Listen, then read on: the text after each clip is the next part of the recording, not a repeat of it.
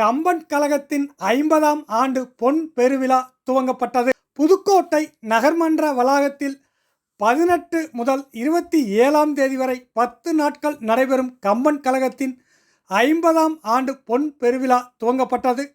முதல் நாள் நிகழ்வாக கம்பன் கழகத்தின் தலைவர் ராமச்சந்திரன் வரவேற்புரையாற்றி நிகழ்ச்சியானது துவங்கப்பட்டது.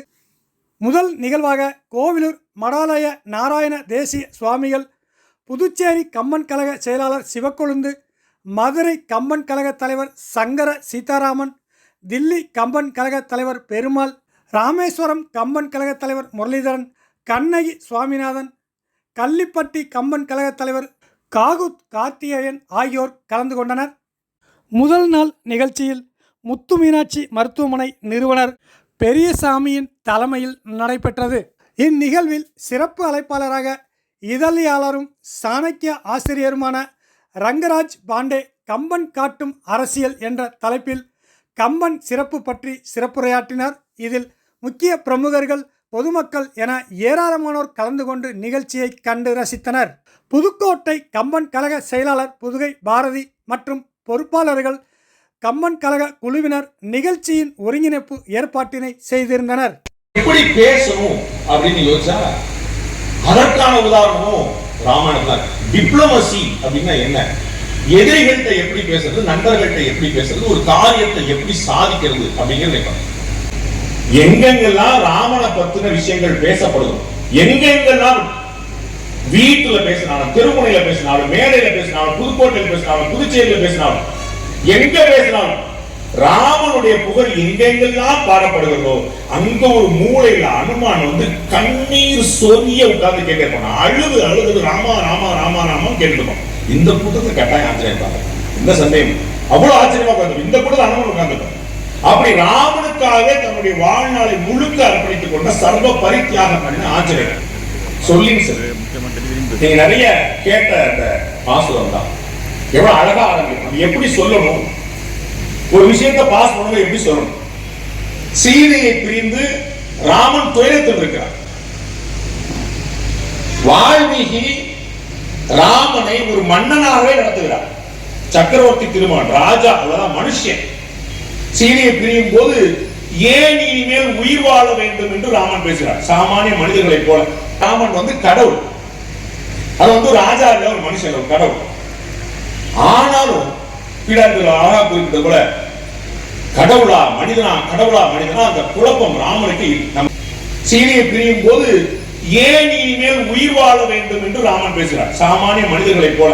ஒய்ஃபா தொலைச்ச உடனே அழகா சூசைட் பண்ணிக்கிறான். யோசிச்சு பாருங்க, மனுஷர்கள் மாதிரி. ஆனா கம்பன் கண்ட ராமன் கடவுள். ராமனுக்கும் நமக்கும் என்ன சம்பந்தம்? நாம ஏன் கம்பன் விழா கொண்டாடும்? ரொம்ப ஆச்சரியமான ஒரு தரவு நண்பர்களே. ராமன் தமிழ் கடவுள், ராமன் தமிழ் மன்னன். கேட்கிறது காமெடியா இருக்குல்ல? பாலிடிக்ஸ் ஆரம்பிச்சிட்டாண்டா, கம்பனில் அரசியல் பேச போறா பார்த்தா இவன் பாலிடிக்ஸ் பேசுறான்.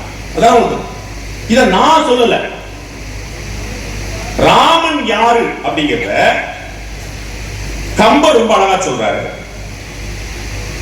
ஜனகர்கிட்ட ஒரு ரிஷி சொல்றாரு, யாரு இந்த ராமன்?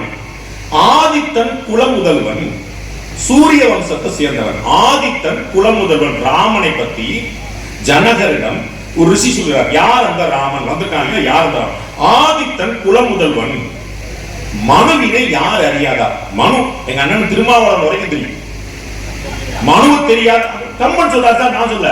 மனுவினை அறியாதார் யார்? மனு யாருக்கு தெரியாம இருக்கு? எல்லாருக்கும் தெரிஞ்சு. மனுவினை அறியாதார் யார்? பேதித்து உயிரனைத்தும் பெரும்பசியால் வருந்தாமல் சோதி தன் வரிசை நிலையால் நிலமனந்தை முளை சிறக்க சாதித்த பெருந்தகன் இவர் குலத்து ஓர் தராபதி கான், பிருது மன்னன் ஒரு. அந்த தராபதி வரைக்கும் இவர்கள்லாம் சேர்ந்துதான் அந்த மன்னர் பரம்பரை சூரியன்ல இருந்து ஆரம்பிச்சு சூரிய குலம், ஆதித்ய வம்சம், சூரிய வம்சம். சரத்குமார் படம் வச்சாரு. இது ராமரை பத்தி சொல்லி ஒரு விஷயம் பாருங்க. அயோத்தியை விட, ராவணனுடைய பூமியை இலங்கையை விட கோசல நாடு பத்தி சொல்றார். கம்பனுடைய தமிழ் பாரதி யாமறிந்த புலவரிலே கம்பரை போல் இளங்கோவை போல் வள்ளுவனை போன்ற. யோசிச்சு பார்த்தீங்கன்னா வள்ளுவர் தான் சீனியர், வள்ளுவர் தான் மூத்தவர். முதல்ல 2900 வருஷத்துக்கு முன்னாடி இருக்கு. அப்ப முதல்ல யார சொல்லி இருக்கணும்? யாமறிந்த பொருள் வள்ளுவனை போல் ஆரம்பிச்சிருக்கணும். வள்ளுவன் காலத்தால் முந்தியவன், கம்பன் காலத்தால் அழியாதவன். மொழி வளத்துல இன்னைக்கு வரைக்கும் தமிழை உயிர்ப்பித்துக் கொண்டிருக்கக்கூடிய, தமிழுக்கு பிச்சை போட்டுக் கொண்டிருக்கக்கூடிய ஒரு ஆச்சரியமான கவிஞன் கம்பன் தான் சொல்ல. வார்த்தைகள் அப்படியே விளையாடி விளையாடி விளையாடி விளையாடி புலவர் கீரன் பேசணும் கேட்கணும். அதெல்லாம் எவ்வளவு பெரிய ஆனந்தமான அனுபவங்கள். இன்னைக்கு இருக்கக்கூடிய தலைமுறையெல்லாம் மொத்தமா மிஸ் பண்ணி யூடியூப்ல உட்கார்ந்துட்டு 59 செகண்ட்ஸ்ல நான் ஷார்ட்ஸ் பார்ப்பேன், அதுவும் சமந்தாவை தான் பார்ப்பேன் ஆரம்பிச்சிட்டு உட்கார்ந்து நமக்கு என்னதான் செய்யும்? எவ்வளவு பெரிய சிரமம் அப்படின்னு அடுத்த தலைமுறைக்கு எவ்வளவு மிஸ் பண்றாங்கன்னு தெரியும். இந்த கம்ப ரசம் இது எவ்வளவு ஆனந்தமானதுன்னு மிஸ் பண்றாங்கன்னு பெரிய கவலை.